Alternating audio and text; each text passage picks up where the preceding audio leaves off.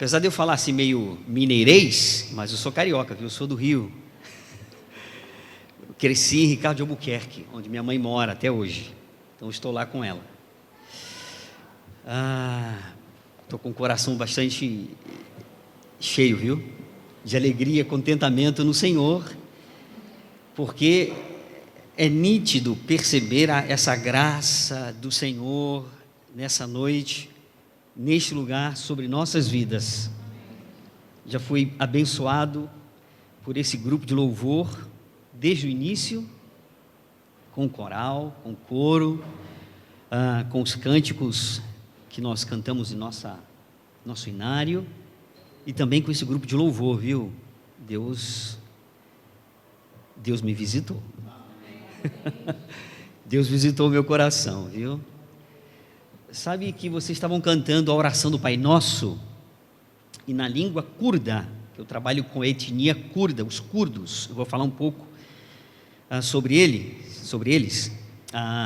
Não são turcos, nem surdos, são curdos, porque às vezes as pessoas me perguntam, eu falo, eu trabalho com a etnia curda, os curdos, turcos, não, curdos, surdos, não, eu falei curdos.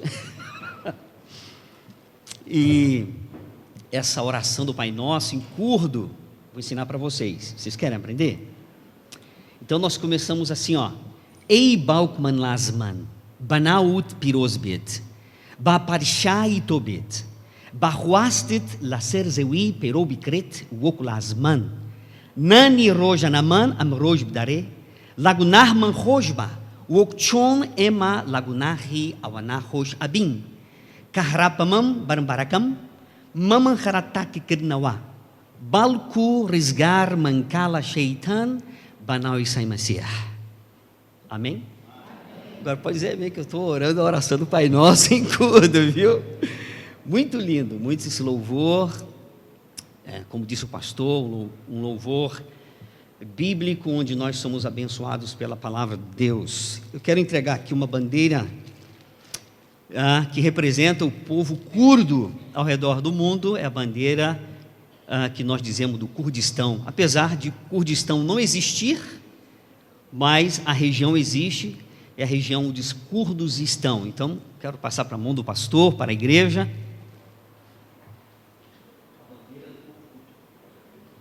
Pode abrir, viu? Aproveitar que nós estamos em Olimpíada, né? Sou pastor presbiteriano pela graça de Deus. Eu sou membro do PLIS, que é o Presbitério Paulistano. Fui pastor na igreja de Vila Formosa, junto com o reverendo José Maurício Os Passos Nepomuceno. Fui também pastor efetivo da igreja presbiteriana de Vila Ema, em São Paulo. O vermelho é para cima, o verde é para baixo, viu, pastor?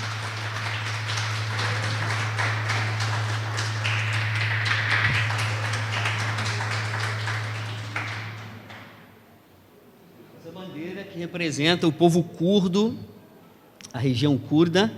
Eu vou falar um pouco depois mais sobre esse povo, e vocês vão também passar a orar por esse povo que precisa das suas orações. Deus abençoe, viu, pastor? Como disse, sou pastor presbiteriano, sou casado com a Adriana, minha esposa, há 22 anos, temos 2 filhos, Jean Lucas, que agora está em São Paulo, vai fazer o vestibular para o Mackenzie. O Jean Lucas, ele nasceu e cresceu no campo missionário. Nós estamos nessa carreira missionária desde 1995.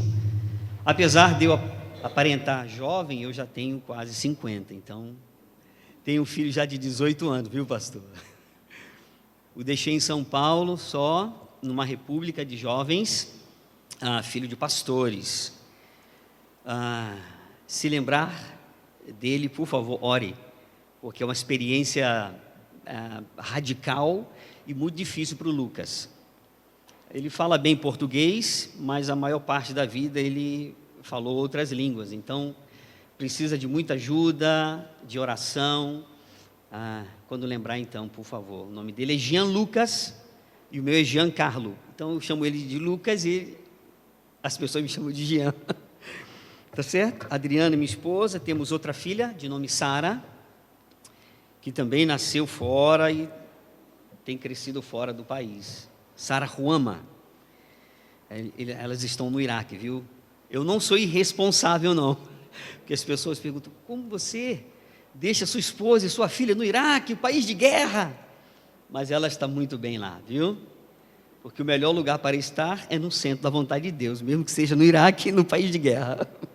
Sabe que Deus vai guardar a sua vida. Realmente, pastor, eu estou muito contente, apesar de todo esse encontro e esse culto na casa de Deus.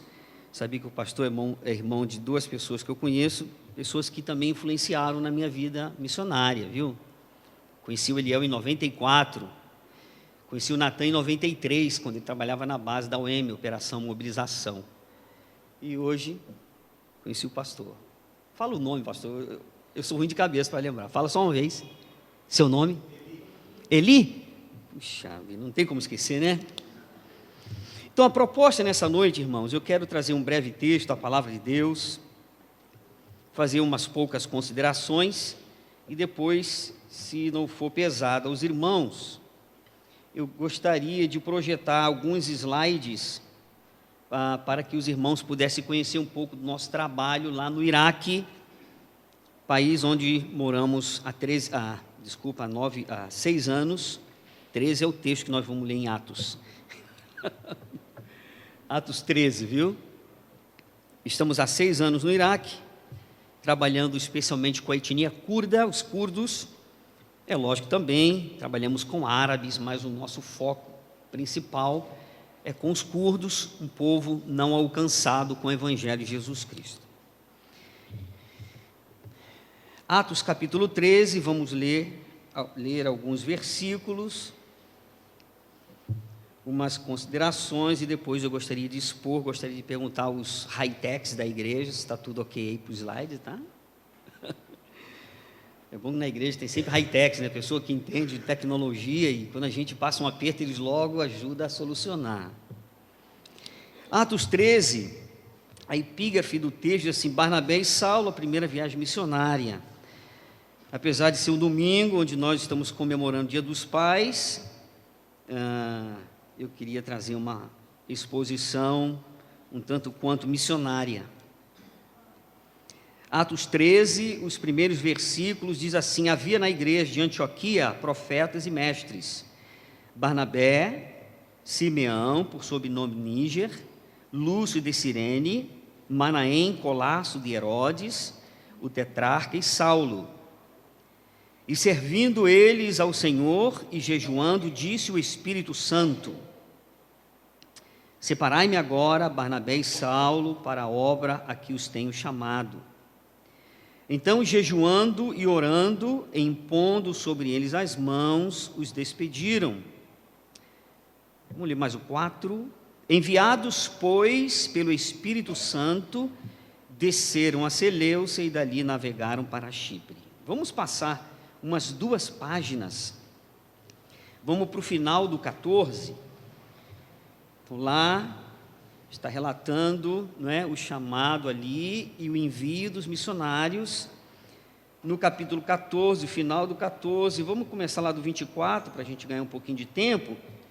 Então, relata o retorno desses missionários. Diz assim, 14, 24: atravessando a Pisídia, dirigiram-se a Panfília, e tendo anunciado a palavra em Perge, desceram a Atália, e dali navegaram para Antioquia, onde tinham sido recomendados a graça de Deus para a obra que haviam já cumprido.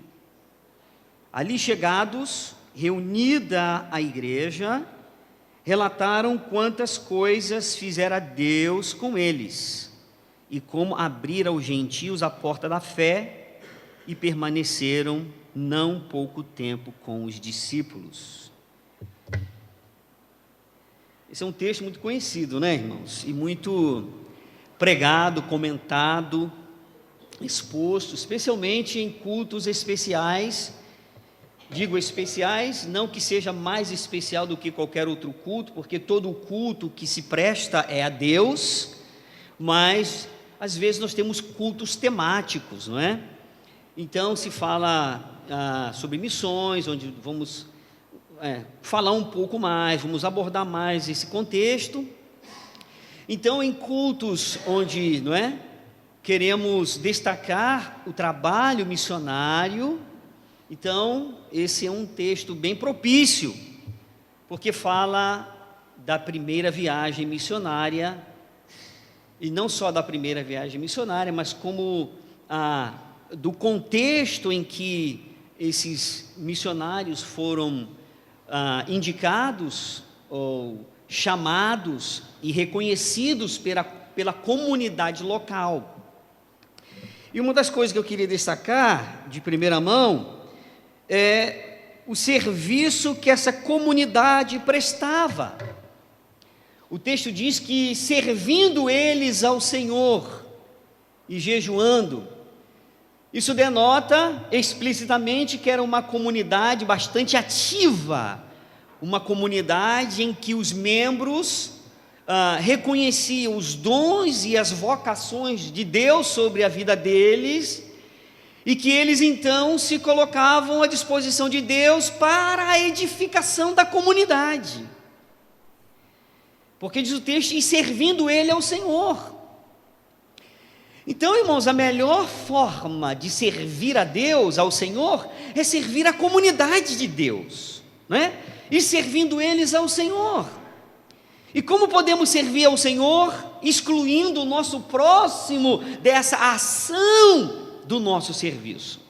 Olha aqui, vamos tomar como exemplo o pastor Eli.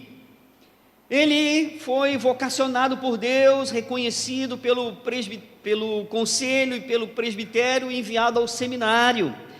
Ele exerce hoje uma função, um ministério pastoral. Agora imagine o pastor Eli pastoreando essa igreja, ou esse templo, sem membros. Então, servir a vocação pastoral, ministerial dele, ele o exerce servindo a Deus nessa comunidade. Então, irmãos, não pense que você pode servir a Deus sem ninguém, sem a ajuda de ninguém. Mas com certeza, onde você estiver servindo a Deus, você vai estar fazendo em comunidade a pessoas, no meio de pessoas, como esse grupo de louvor, com vozes abençoadas, e não somente vozes, mas se percebe uma certa, uma devoção a Deus, consagração a Deus, serviço a Deus, e somos abençoados quando esse ministério de louvor coloca suas vozes, seus talentos, na verdade, para servir ao Senhor. E nós, como comunidade de Deus aqui em Marechal Hermes, somos profundamente abençoados. E com certeza, eu vou sair daqui cheio, com o meu coração cheio da presença de Deus, irmãos. E espero que você também assim o faça, que você nessa noite esteja recebendo, porque todo ajuntamento que é feito com o propósito de servir, adorar, glorificar a Deus, com certeza ali Deus tem graça especial para derramar sobre a vida de cada um de nós. Não é isso que diz o Salmo de número 133, que diz: ó, quão bom e quão agradável é que os irmãos vivam em união. Bom, resumindo, indo lá para o versículo 3, diz assim, porque ali ordena o Senhor a sua bênção e a vida para sempre. Glória a Deus. Então, irmãos, não pense que vir aos domingos à casa de Deus é algo, aquela coisa costumeira, passa até ser, se a gente descuidar, uma coisa meia costumeira, e vamos perdendo o sentido, e vamos dando não tanto valor como naquele tempo em que nós nos convertemos ao Senhor, e às vezes, Brasil está jogando, ou se apresentando, e às vezes aquela programação na televisão passa a ser até mais atraente, e muitas vezes somos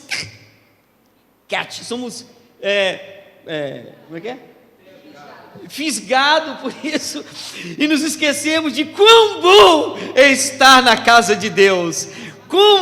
Como o salmista diz: alegrei com os que me disseram, vamos à casa do Senhor. Por quê?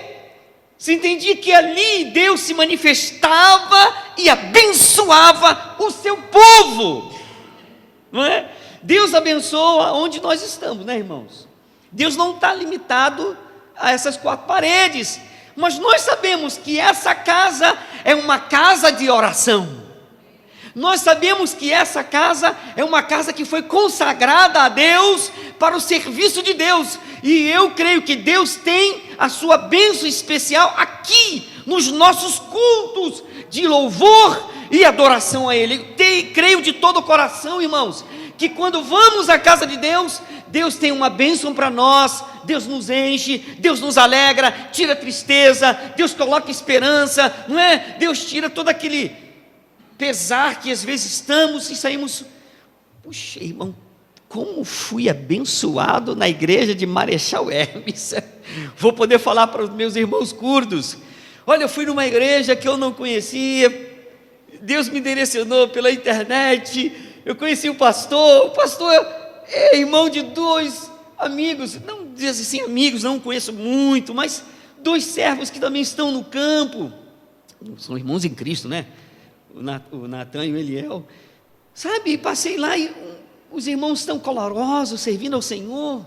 Então, é gostoso, irmãos, quando nós entendemos, quando nós percebemos, quando nós temos um entendimento claro de que, ainda que pequeno que somos, ainda que limitado que somos, Deus pode usar a minha vida e a sua vida para uma edificação mútua. Assim como Paulo via a igreja de Romano, eu vou aí para que eu possa mutuamente, né, ministrar e ser ministrado, abençoar e ser abençoado. Quão gostoso é, irmãos, quão maravilhoso é que eu e você, que nós, pequeninos que somos, nos coloquemos nas mãos de Deus para ser um instrumento abençoador na vida de um irmão que nos visita, do irmão que está aqui, do irmão que é membro. E quero dizer, se eu fosse membro dessa igreja, eu já daria meu nome para o maestro Moisés, porque eu gostaria de cantar nesse coral, viu? e o pastor Eli, não é? É um dos poucos pastores que eu conheço que tem voz tão bonita para cantar, viu, pastor? Deus seja louvado. Deus te abençoe. É um pastor multiministério, né? Porque ele prega, ele dá estudo bíblico, ele canta. Toca também, pastor? Mas a escola vocal tocam, né? Então, uma comunidade, como eu estava falando no início, de Antioquia, uma comunidade de irmãos que serviam ao Senhor, sabe, irmãos? E serve aquele que é servo, aquele que reconhece que é um servo, que é um doulos, que é um servo do Senhor, que nós temos um Senhor sobre nós e que a minha vida é toda dedicada a Ele, e deve ser assim, porque Ele é o meu dono, Ele é o meu Quírios, eu sou o doulos dEle, ou seja, eu sou o servo, Ele é o meu Senhor. Então a minha vida, tudo que eu tenho, tudo que eu sou, tudo que eu possuo, pertence a esse Quírios, a esse Senhor da minha vida, não é? Do meu tempo, da minha inteligência, do meu dinheiro, dos meus bens, do meu trabalho também, porque se eu estou lá, é porque Ele abriu portas para que eu lá estivesse trabalhando. Então, louvado seja esse Deus maravilhoso, e que essa consciência de servo nunca seja apagada das nossas mentes e do nosso coração, e que tenhamos sempre, sim, essa postura de servos, de estar servindo ao Senhor, não importa qual o título que você tem lá fora, perante a sociedade, mas aqui, eu e você, nós somos servos de um Senhor maravilhoso.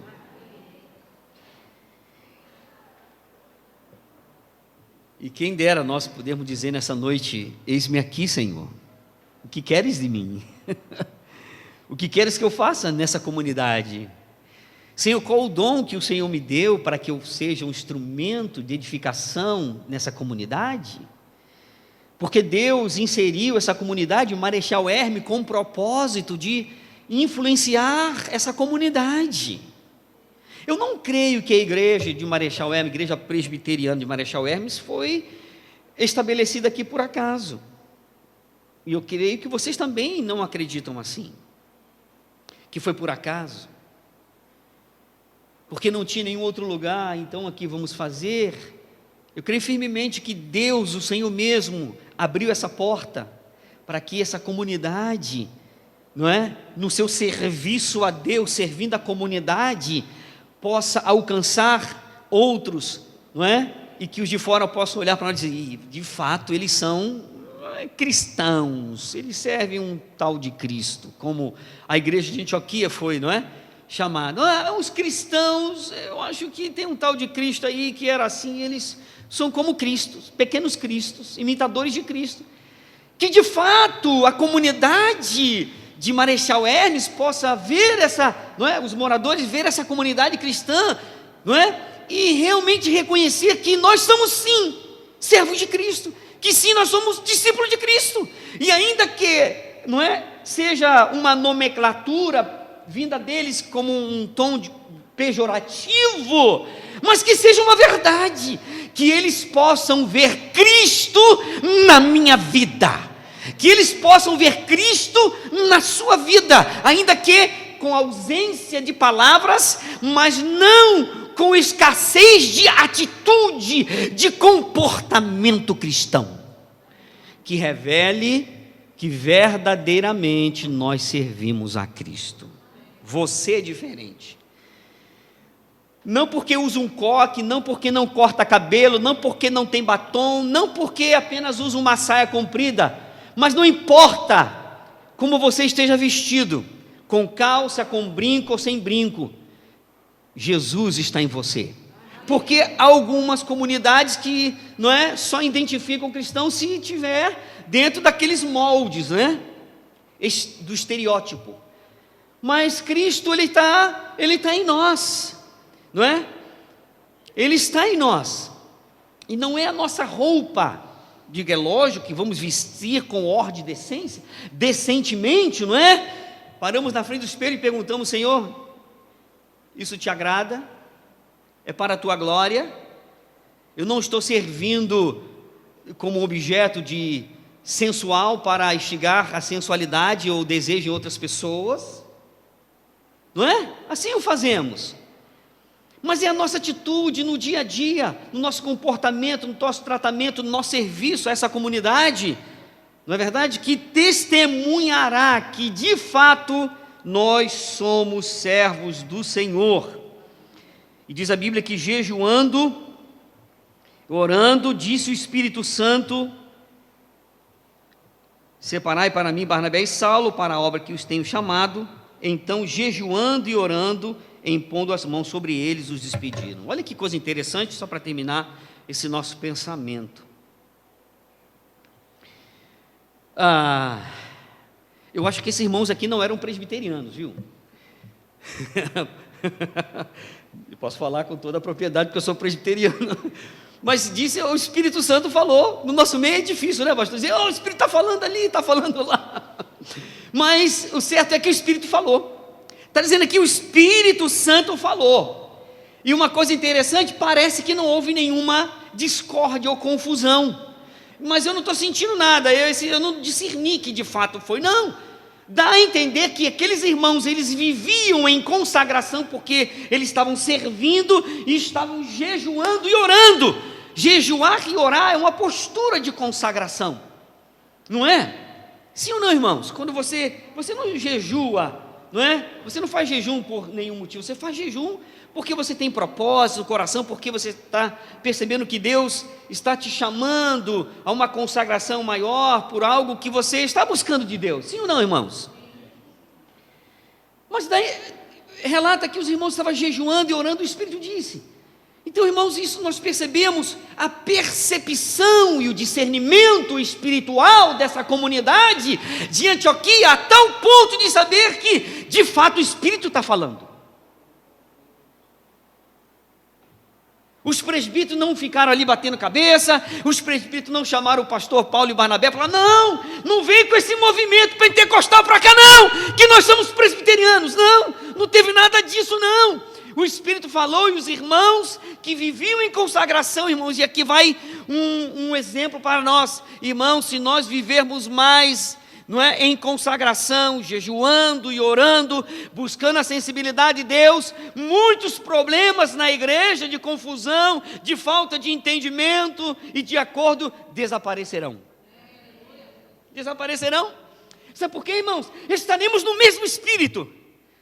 Não daremos lugar à carne, mas viveremos no Espírito, e quando o Espírito falar, nós vamos discernir. É verdade, pastor, é verdade, presbítero, Deus está falando, a comunidade está sentindo que é isso que devemos fazer. Acredito que viver em consagração é uma grande receita para grandes vitórias, para ouvirmos mais com discernimento aquilo que Deus está falando no nosso meio. E nós temos o exemplo desses irmãos que foram despedidos, enviados, não é? Receberam a imposição da liderança da igreja, dizendo, o Espírito falou e nós estamos confirmando. Ele falou e nós estamos juntos. Nós vamos colocar as mãos para confirmar isso que Deus falou e quer da nossa comunidade. Aquilo que Deus falou e requer da nossa comunidade, nós vamos colocar as mãos para dizer, sim, Senhor, nós discernimos, nós entendemos e nós vamos obedecer a liderança. No final do capítulo 14, então, relata o regresso desses missionários que foram muito bem sucedidos na missão, porque diz aqui que ao chegar, retornar a Antioquia, reunida a igreja, talvez tivesse um grupo como esse em Antioquia, e eles passaram ali um tempo, então, relatando quantas coisas fizera Deus com eles, e como abrira a porta da fé, ou da salvação para os gentios. Agora é interessante, né, irmãos, que às vezes, muitos resumem sucesso por números, não é verdade? Pastor bem-sucedido, a igreja tem lá tantos mil membros, centenas de membros, mas o sucesso no ministério, o sucesso na carreira, quer seja missionária ou outra, eu entendo que não é os números que devem definir isso, mas a fidelidade no cumprimento da vocação de Deus. Porque quando nós obedecemos a Deus, quando nós entendemos de forma clara o que Deus quer de mim e de você, e quando nós nos colocamos então na mão de Deus, para que Deus realize a sua obra, e foi Deus então que fez através de Barnabé e Saulo, ou de Barnabé e Paulo, ou de Paulo e Barnabé, como você queira chamá-los, foi Deus quem o fez. Quantas coisas fizera Deus? Deus não o fez, irmãos, porque Paulo era muito bom. Ele era muito bom. Ele era assim como o pastor Eli, um servo abençoado, cheio de Deus, do Espírito Santo, do conhecimento. E Deus o pôs ele aqui, o reverendo Eli. Mas o sucesso na vocação, irmãos, não está nos números que produzimos, mas na fidelidade em obedecer ao nosso Deus, na fidelidade do cumprimento da vocação que Deus colocou nas minhas mãos. E quando nós somos fiéis, pode ficar tranquilo, reverendo Eli, que Deus, Ele é o responsável por frutificar. Porque Paulo falou, eu preguei, Apolo regou, mas o crescimento quem deu? O Senhor. Eu sei que os homens nos julgam pelos números. Uma das perguntas que nós missionários mais ouvimos é dizer assim, quantas almas você ganhou para Jesus? Quantos muçulmanos você já converteu? Eu até entendo que seja uma pergunta natural, normal, curiosa. Então, às vezes, as pessoas nos julgam pela quantidade, não é? Pelos números que produzimos. Irmãos, mas sucesso na nossa carreira, nós construímos na nossa fidelidade em cumprir a nossa vocação, ou a vocação que recebemos de Deus. Então, reverendo Eli, reverendo Alex, né? Alex, fique em paz, cumpram a vocação, e Deus mesmo vai fazer frutificar tudo aquilo que Ele tem preparado para vocês, para essa igreja, para esse conselho, para as irmãs da SAF, para os jovens, para todos os departamentos, em nome de Jesus. Sejam fiéis a Deus, sirvam o Senhor, servindo a comunidade, coloquem-se nas mãos de Deus e queiram ser usados por Deus, porque Deus te deu dons e talentos para ser uma bênção na vida desta comunidade. Amém? Encerro aqui então minha exposição bíblica. Pastor, posso ir até aqui? Quanto? Posso ir até quando? Só para eu não cansar os irmãos. 8:55. Então vamos fazer uma exposição? Eu quero então chamar os irmãos. Quero fazer uma exposição aqui, ó. Se as senhoras, os senhores quiserem sentar ali, eu vou expor aqui, ó. Tá? Eu vou expor aqui. Opa!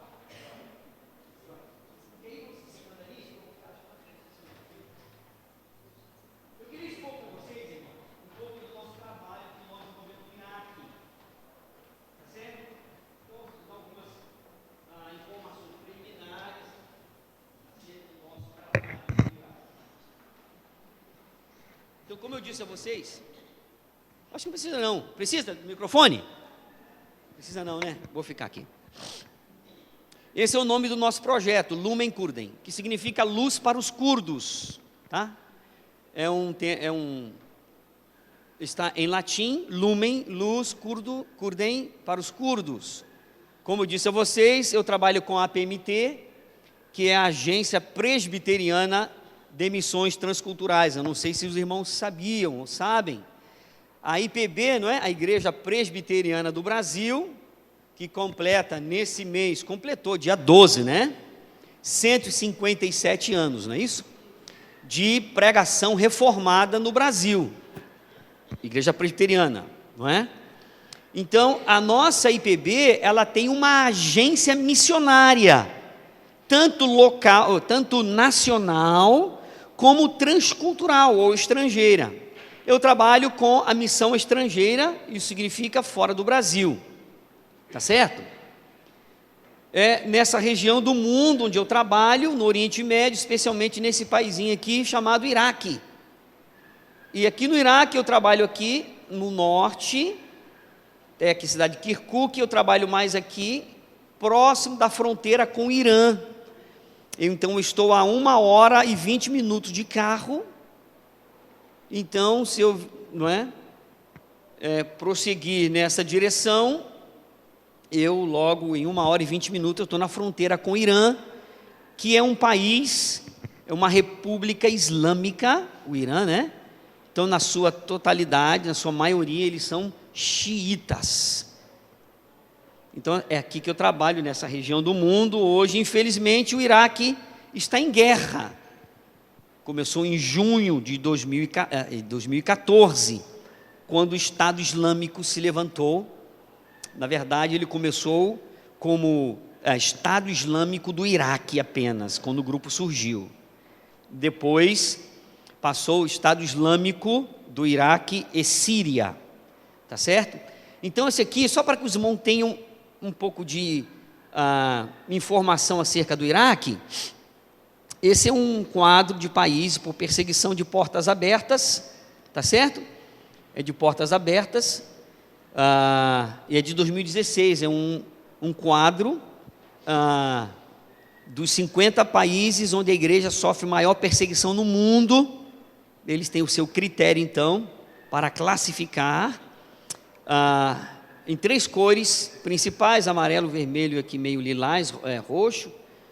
E aqui então vem, cada cor tem uma nomenclatura, ou é identificado. Por exemplo, toda cor que está em vermelho é perseguição extrema ou absoluta.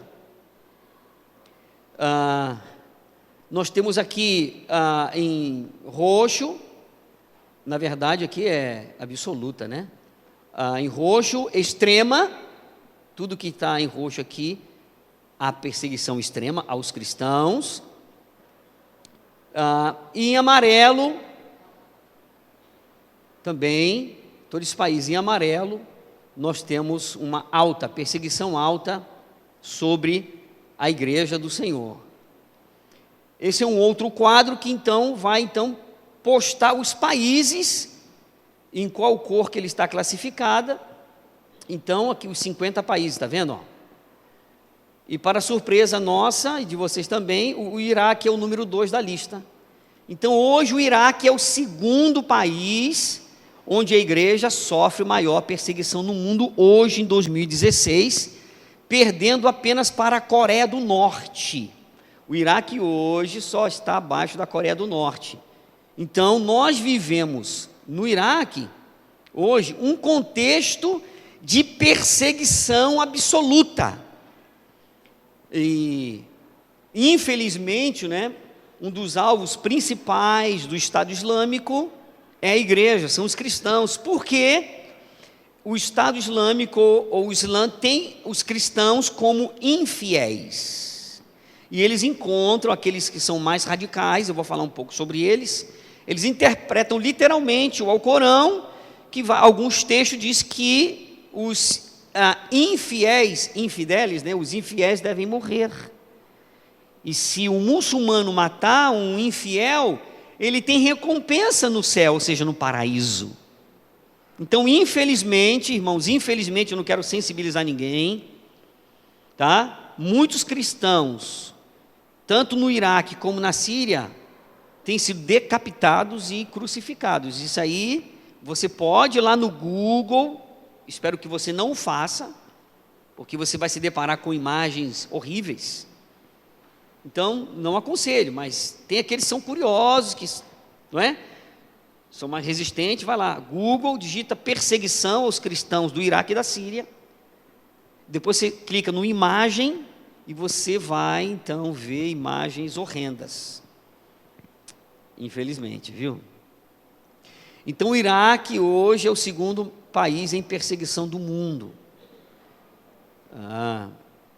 E por que hoje o Iraque é o segundo país onde os cristãos sofrem maior perseguição no mundo? Um dos motivos, e o principal, é porque esse grupo denominado ISIS ou EI,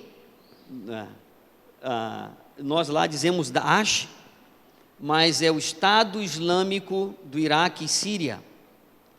Foi a partir, do surgimento desse grupo, que ele no passado, quando os Estados Unidos estava lá, que entrou em 2003, saiu no final de 2012, onde as tropas americanas foram saindo, esse grupo já existia lá, antes mesmo da saída dos americanos, como Estado Islâmico do Iraque. E nessa época em que os Estados Unidos estavam lá, muitas igrejas foram explodidas, foram detonadas, foram alvo de ataques terroristas. E, infelizmente, então, por causa da perseguição extrema contra os cristãos, então o Iraque subiu da 4ª para a 2ª posição no quadro, de igrejas perseguidas. Então, o ISIS, ou o Estado Islâmico, só para que vocês entendam, é um grupo formado por muçulmanos sunitas radicais. Às vezes as pessoas não entendem, existe uma linha do Islã chamado os sunitas, Suni, e há uma outra linha que são os xiitas. Então o Iraque está dividido, é quase meio a meio, entre xiitas e sunitas. Mas foram justamente os sunitas que se reorganizaram depois da queda de Saddam, que também era sunita, e aí o poder então, depois de Saddam, ficou na mão dos curdos e xiitas, e os sunitas então foram mais castigados. Então esse grupo sunita formou um grupo dentro do Iraque, um grupo terrorista de radicais, chamado Estado Islâmico do Iraque. Agora vocês já sabem, Olha que informação interessante. Segundo esse grupo aqui, Sufan, especializado em questões internacionais, o ISIS, o Estado Islâmico, tornou-se indiscutivelmente a organização terrorista mais eficaz do mundo hoje. E por quê? Porque não existe hoje nenhuma organização terrorista com tanto poder bélico e de recursos financeiros para manter uma guerra. Já parou para pensar? Olha que coisa horrível. Você sabe com quantos exércitos o Estado Islâmico está lutando ao mesmo tempo? Está lutando contra o exército iraquiano, porque é o Estado Islâmico que está no Iraque. Está lutando contra o exército curdo, também no Iraque. Está lutando também contra o exército de Bashar al-Assad na Síria. Está lutando também com a força de apoio americana que está dando ao exército iraquiano e curdo, e sírio e curdos também da Síria. Está lutando contra forças de soldados alemães que estão lá no Iraque, franceses. Você dá para entender quantos exércitos e grupos bélicos esse grupo está lutando ao mesmo tempo?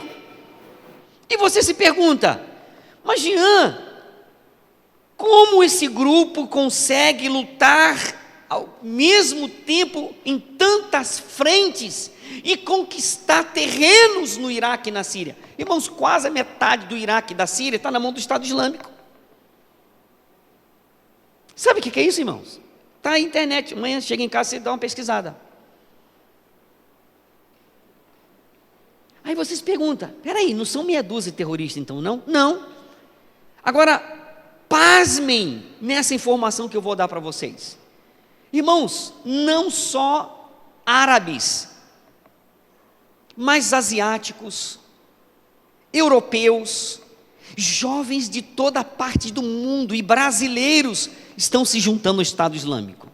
Claro que não são muitos brasileiros, mas se você digitar lá, brasileiros que se uniram ao Estado Islâmico, você vai ver guris lá, meninos inteligentes, moças inteligentes, da Bélgica, da Suécia,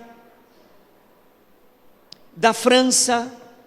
Inclusive, recentemente eu li um livro de Anne Erel, que é uma jornalista francesa, e ela começa a investigar famílias que perderam seus filhos para o Estado Islâmico, não é? Então o Estado Islâmico tem um comercial, uma propaganda na internet que tem atraído moças bonitas, inteligentes, formadas, psicólogas, para ir para a Síria, para o Iraque, para se unir ao Estado Islâmico, para se casar com um soldado como esse, porque eles estão dizendo que eles vão criar um novo mundo, um mundo agradável a Allah. E eu estou preparando material, que eu tenho uma palestra em São Paulo com um grupo de jovens, e nós vamos tratar desse assunto, por que jovens bonitos, inteligentes, do Ocidente se unindo ao Estado Islâmico. Irmãos, isso não é um nem dois, não, são milhares. Esse é um grupo, irmãos, muito perigoso. Até 2006, eram algumas células. 10 anos depois, olha aí, irmãos, se tornou o grupo militante mais perigoso do mundo. Não poupa ataques contra cristãos, tendo crucificado e decapitado vários deles no Iraque e Síria, e também promovendo ataques terroristas ao redor do mundo.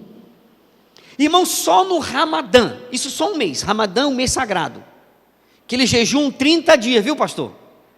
Irmão, vamos fazer um Ramadã santo aqui para Jesus? 30 dias.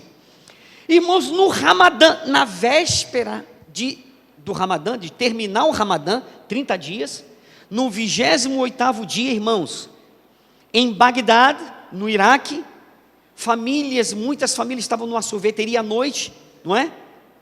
Tomando sorvete, vários carros parados em frente àquele comércio que tinha restaurante, sorveteria. Os terroristas gritaram Allahu Akbar, e explodiram vários carros ao mesmo tempo. Só em Bagdá, mais de 175 pessoas morreram, e umas centenas outras ficaram feridas. Só no período do Ramadã, mais de 350 pessoas morreram em Iêmen. Teve atentado no Iêmen, na Arábia Saudita, na Turquia, no Iraque, na Síria. Só no período sagrado. Irmãos, se eles fazem isso no mês sagrado, imagine no mês que não é sagrado.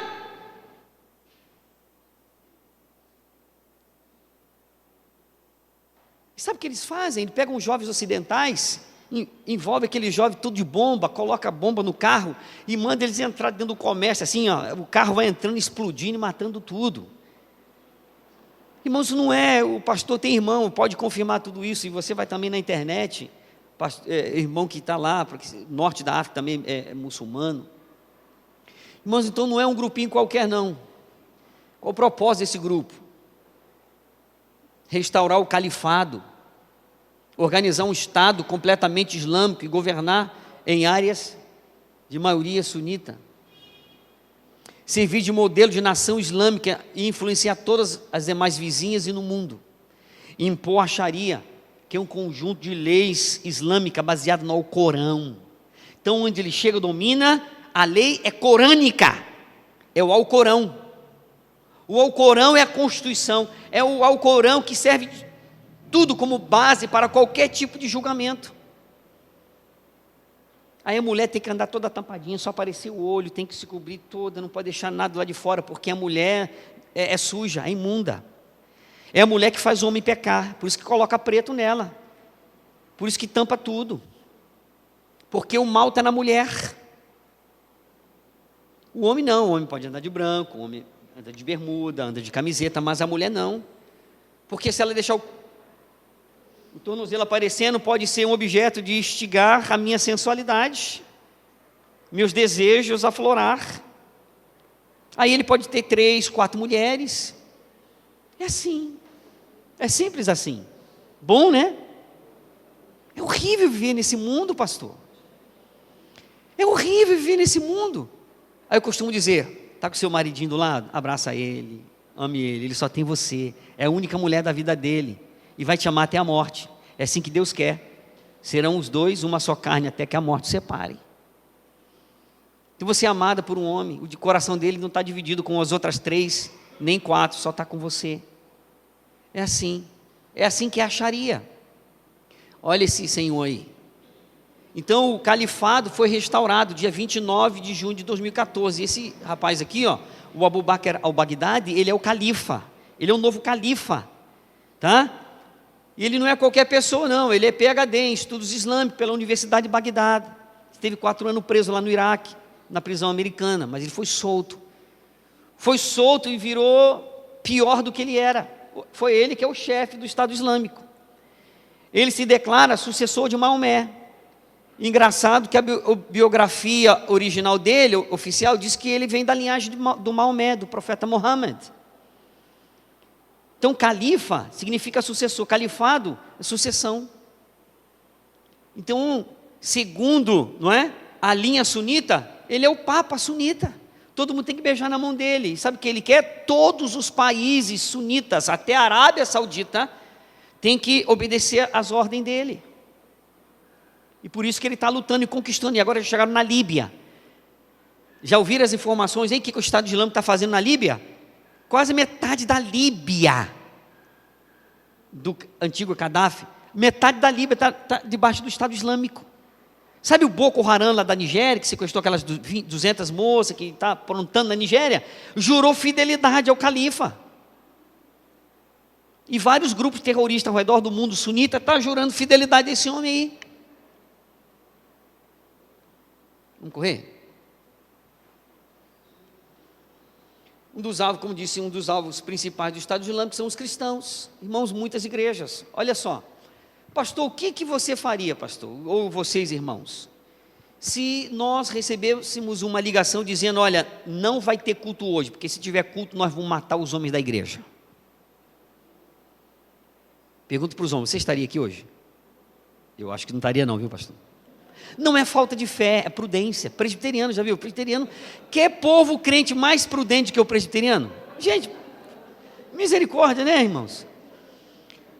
Pois bem, a igreja presbiteriana de Mossul, antiga Nínive, recebeu uma ligação dos terroristas dizendo assim, ó, não vai ter culto. Não queremos mais culto de vocês, aquela igreja vai fechar. Não, nós vamos ter culto, vamos lá cultuar. No momento de culto, 2 terroristas entraram e começaram a matar todos os homens da igreja presbiteriana. Não estou dizendo igreja batista, Assembleia de Deus, nem católica, da nossa denominação, no Iraque.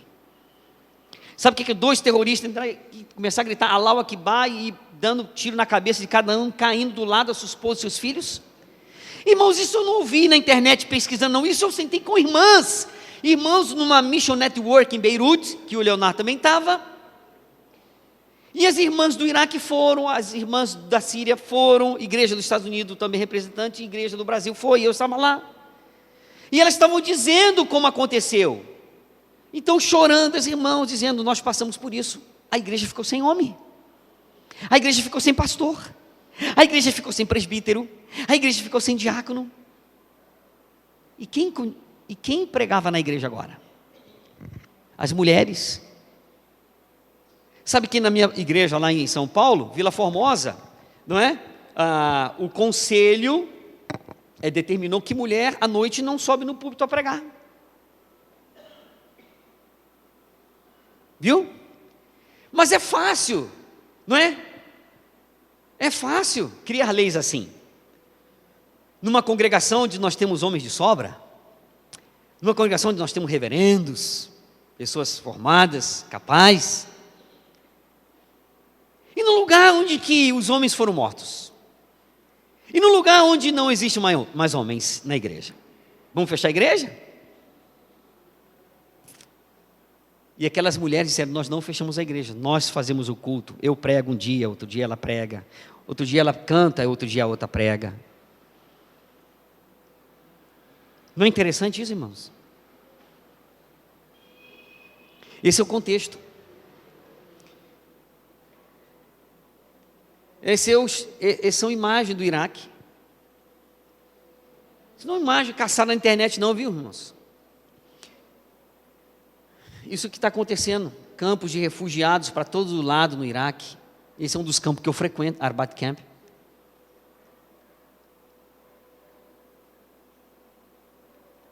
Essa é uma família convertida, curdos da Síria, refugiados no Iraque. Inclusive essa família nós estamos preparando para trazer ao Brasil, estamos em contato com a Missão Mais, que era no Espírito Santo, agora está, parece em Curitiba, né? Ganharam um terreno. Um dos líderes é um pastor presbiteriano. Estamos em contato com a Missão Mais para trazer essa família para o Brasil, foram batizados recentemente. Então, quem são os curdos? Vamos usar esses poucos minutinhos que nos restam. Posso passar um minutinho, pastor? Então, quem são os curdos? Para os irmãos entenderem, no Iraque, nós trabalhamos no norte, especialmente com a etnia curda. Temos contato com refugiados árabes também. Mas os curdos são descendentes dos antigos medos, maior povo do mundo sem uma terra própria, considerado PNA, que significa povo não alcançado com o evangelho. São quase 40 milhões de curdos. Infelizmente, a maioria dos curdos são da linha sunita. O Islã chegou, islamizou os curdos e eles se converteram. O que nós temos lá? Nós temos alguns projetos que nós temos lá no norte do Iraque. Nós temos um curso chamado Inclusão Digital. Então nós temos classe de computação para moças, para rapazes, para senhoras.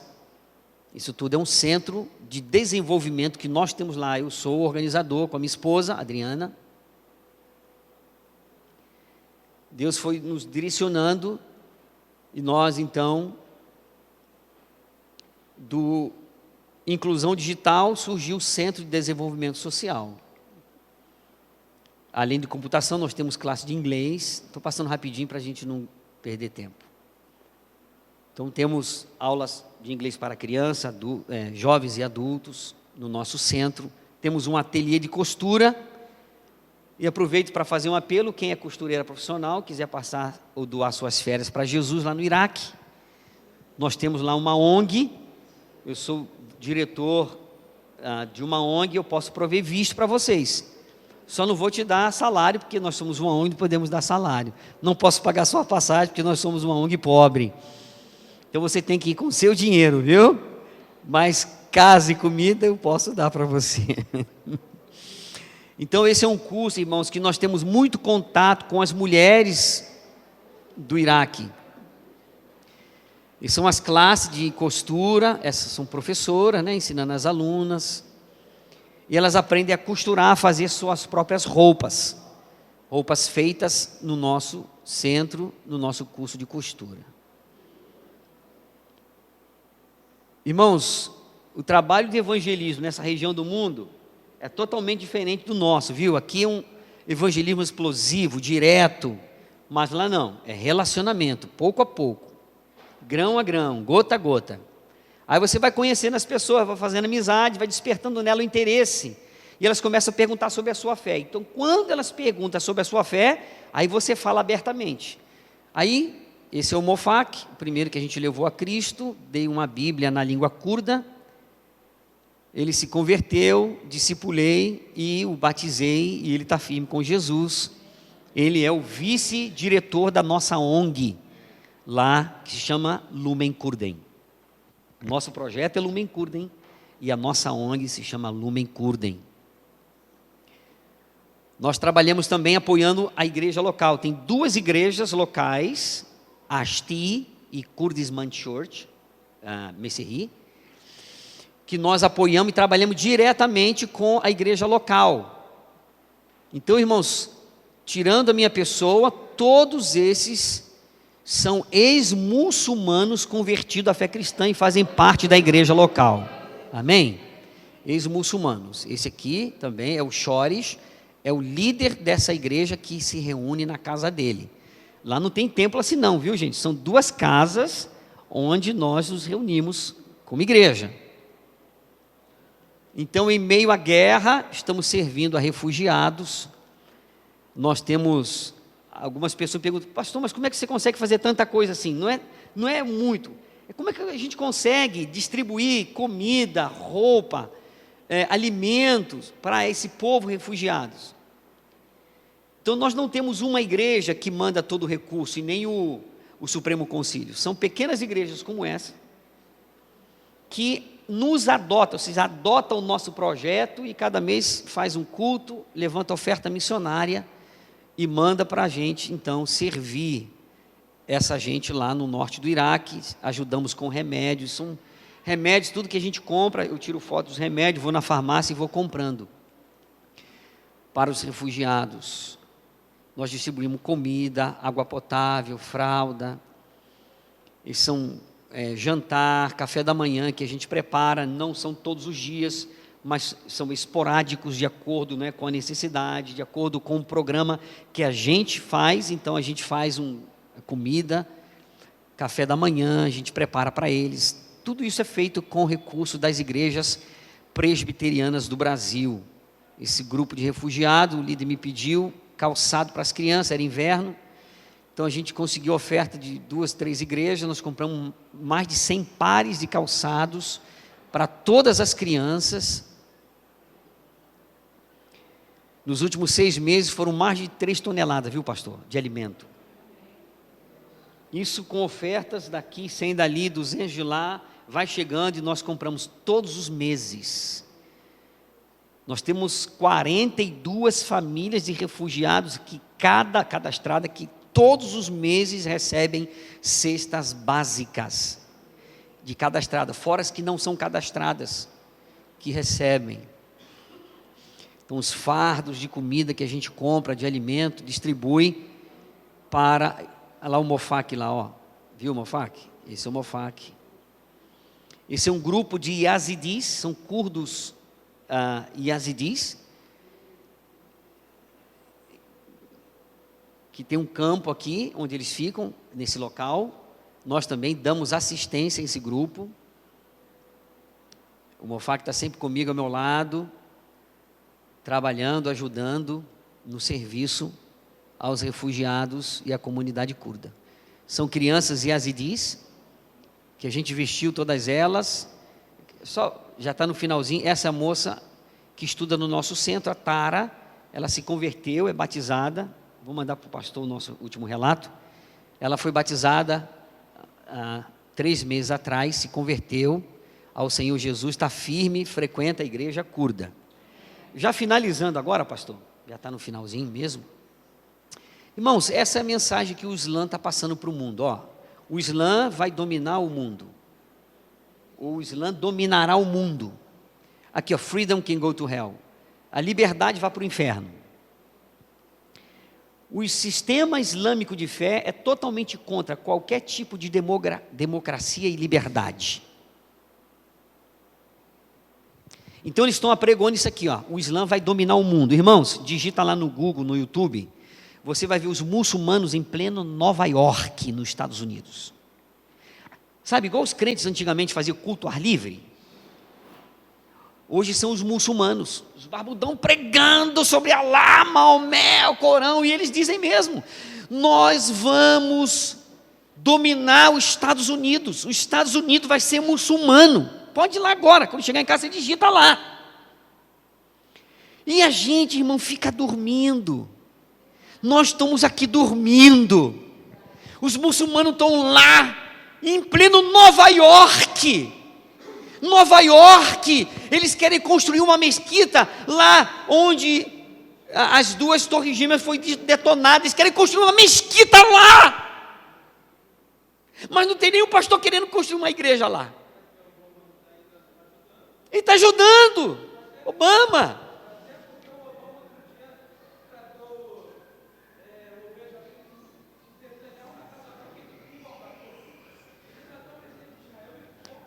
Está entendendo, gente? O que os muçulmanos estão fazendo? A gente está dormindo. A gente tem toda a liberdade do mundo. Temos um país democrático. Temos uma Constituição que nos dá pleno direito de culto, liberdade. E nós não estamos sabendo usar, irmãos, os muçulmanos estão dominando. E eles são organizados, e eles dão dízimo, e eles dão ofertas, e eles investem nas mesquitas, eles investem nas missões muçulmanas. Eles estão investindo nas missões dos missionários islâmicos ao redor do mundo, gente. Não é para sensibilizar vocês, não, isso é uma verdade. Eu não posso sair daqui sem falar isso para vocês. Irmão, sabe o que a França está vivendo hoje? A França que abriu a porta, vou dizer a Europa inteira, mas a França tem sido, que agora a França quer fechar, quer começar a proibir, quer começar a diminuir os espaços muçulmanos. Nós queremos aumentar, é bomba aqui, é bomba lá, é bomba aqui, é bomba lá. Irmão, a França está passando, desculpa a linguagem, um perrengue. Está passando sufoco com os muçulmanos na Europa, na França, na Bélgica, estão dominando, no Reino Unido, na Inglaterra, estão começando. Irmãos, a gente está dormindo, a igreja está dormindo.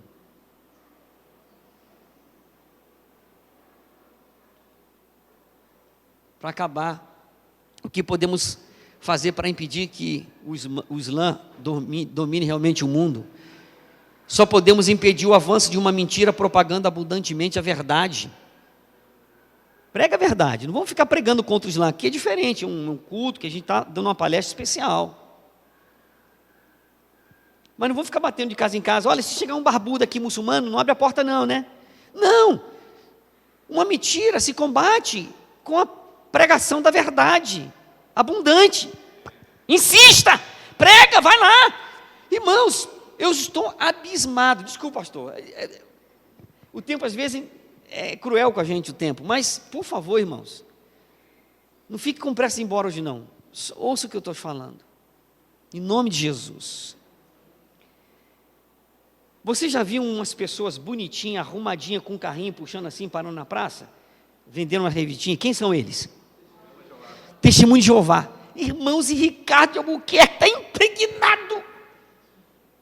Onde eu vou, vejo aquelas pessoas com aqueles carrinhos, com a revista. Irmãos, ali em Deodoro, quando eu venho do Ricardo para cá, eu passo por ali construiu lá um negócio lá, então está cheio de turista entrando, né? Rapaz, 3, 4 carrinhos dos Testemunhos de Jeová, isso tudo lá, dando revista para os turistas, para todo mundo. Eu falei assim, não vi um evangélico, eu me incluo também, eu não vi lá um grupo de igreja que está lá, ao lado do Testemunho de Jeová, mas dando folhetinho, pregando a verdade, dando kit, sabe? Eu acho que alguém está fazendo, mas irmãos, nós estamos dormindo. Nós estamos dormindo, irmãos. Sabe por quê? Porque a alma farta pisa no favo de mel, ela despreza aquilo que é importante. A gente está desprezando a liberdade, a democracia que a gente tem para pregar, para evangelizar. A gente não faz uso disso. E os muçulmanos estão fazendo, os testemunhos de Jeová estão fazendo, os mormons estão fazendo, aqueles bonitinhos que andam assim de gravatinha, dois assim, ó, branquinho. São mormons, estão por todos os lados. E eu fico, meu coração assim, pesaroso. Meu Deus, onde está o teu povo? Desperta no Senhor. Dá-nos paixão por Ti, Senhor. Dá-nos paixão pelas almas, Senhor. Ajuda-nos a ver o mundo, essas pessoas perdidas, como Paulo, ele via o mundo da sua época perdido. Por isso que ele falou, eu me esforço para pregar o Evangelho, onde Cristo não foi anunciado. Irmãos, nós estamos dormindo. Desculpa, eu sei que é uma palavra meio dura, mas irmãos, eu sou crente, eu sou da Igreja Presbiteriana do Brasil, pela graça de Deus, sirvo ao Senhor nessa denominação. Irmão, nós estamos dormindo. Tudo é importante para nós, menos o serviço do Senhor. Você é parte no plano de Deus para a sua geração. Você nem adianta correr. E se correr, Deus vai te pegar, como pegou Jonas. Então, deixa eu te dar um conselho. Não corra, não fuja, se entregue. Porque aí você não vai sofrer. Fala, Senhor, eis-me aqui, eu sou pequenininho, não sei nada, não sou formado em nada, mas eu te conheço, meus olhos te veem, usa a minha vida, põe a tua palavra na minha boca, Senhor, usa-me, em nome de Jesus, seja um radical para Jesus. Pode dar aqui, ó, acabou, pastor, desculpa, viu, aqui ó, dá para passar esse vídeo ali, vê se tem som, aqui embaixo, mexe com o cursor aqui, ó. Tem alguém em cima? Dá uma mexida aqui, ó. Dá uma mexida por aqui. Vamos ver se está.